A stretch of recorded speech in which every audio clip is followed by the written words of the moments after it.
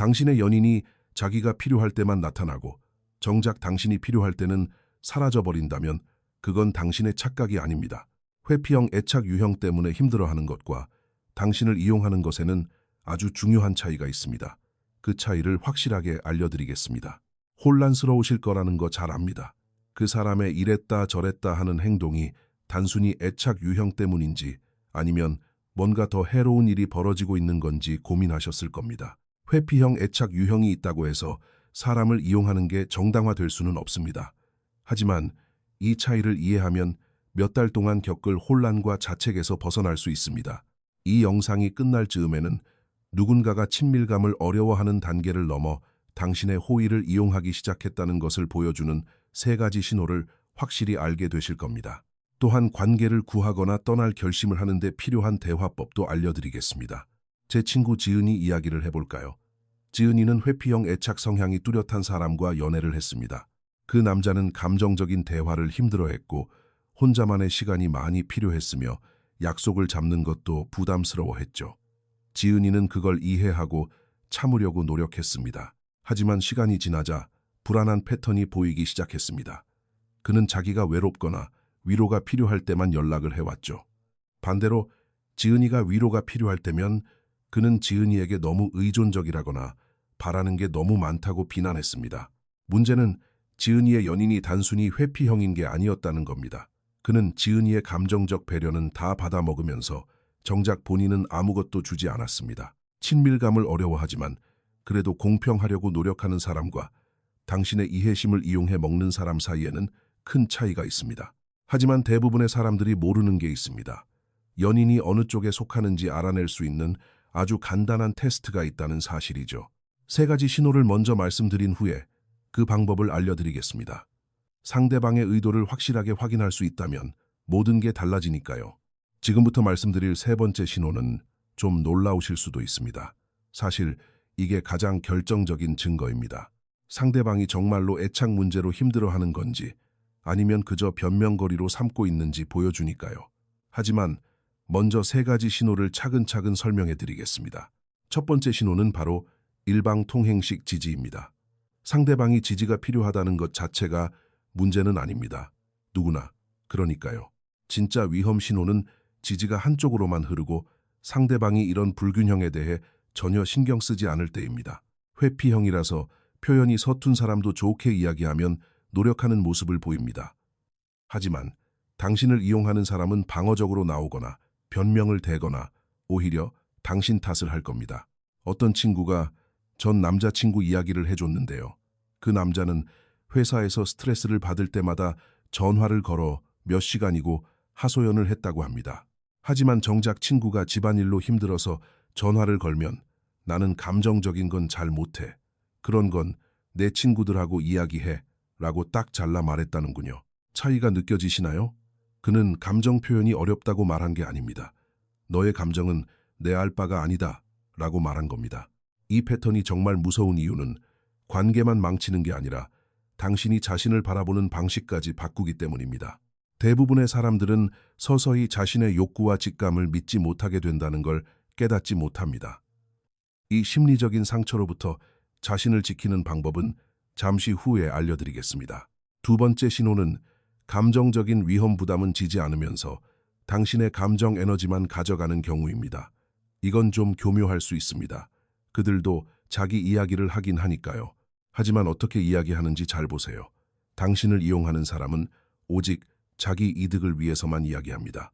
답답함을 풀려고 당신에게 짐을 쏟아내지만 정작 마음의 문은 열지 않죠. 연인이 아니라 감정 쓰레기통이 된 기분이 들 겁니다. 이야기를 듣고 나서 가까워진 느낌이 드는 게 아니라 기운이 다 빠진다면 주의하세요. 건강한 대화는 서로 연결되는 느낌을 줍니다. 설령 마음을 여는 걸 어려워하는 사람이라도 말이죠. 하지만 감정 해소를 위해 사람을 이용하는 건 순전히 착취입니다.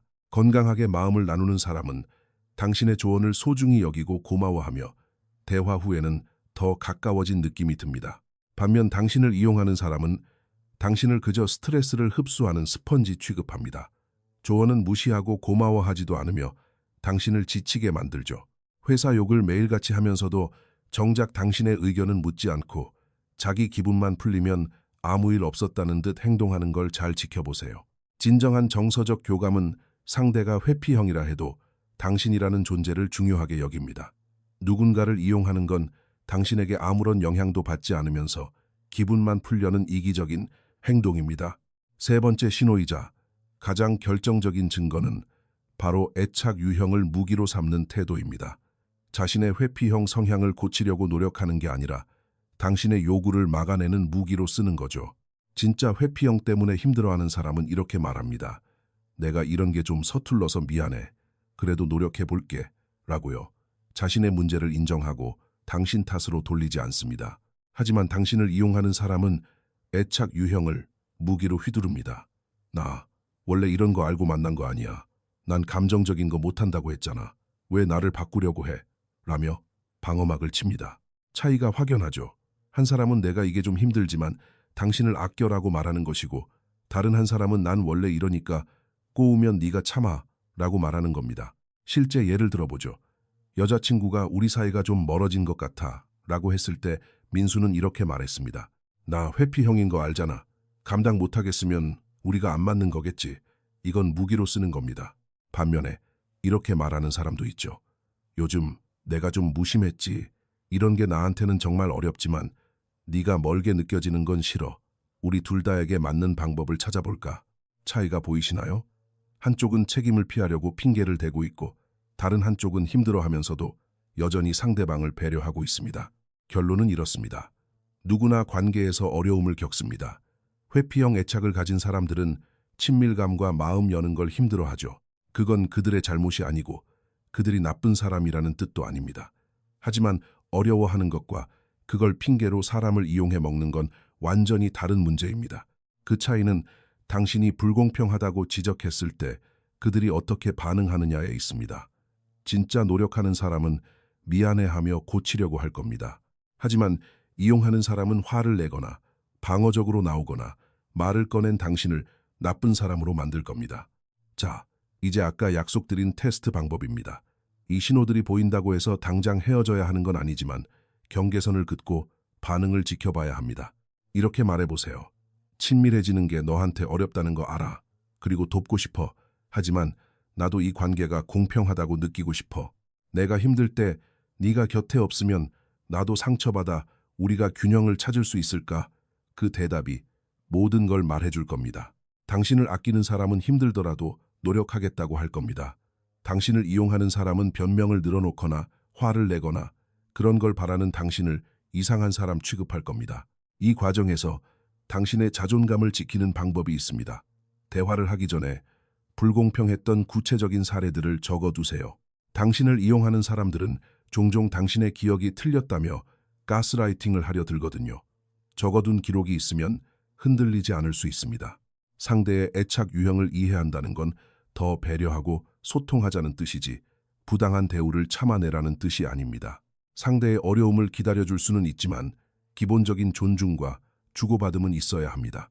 당신은 친밀감을 어려워하더라도 공평하려고 노력하는 사람을 만날 자격이 있습니다.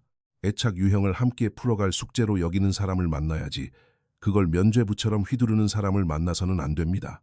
이 영상이 도움이 되셨다면 좋아요와 구독 부탁드립니다.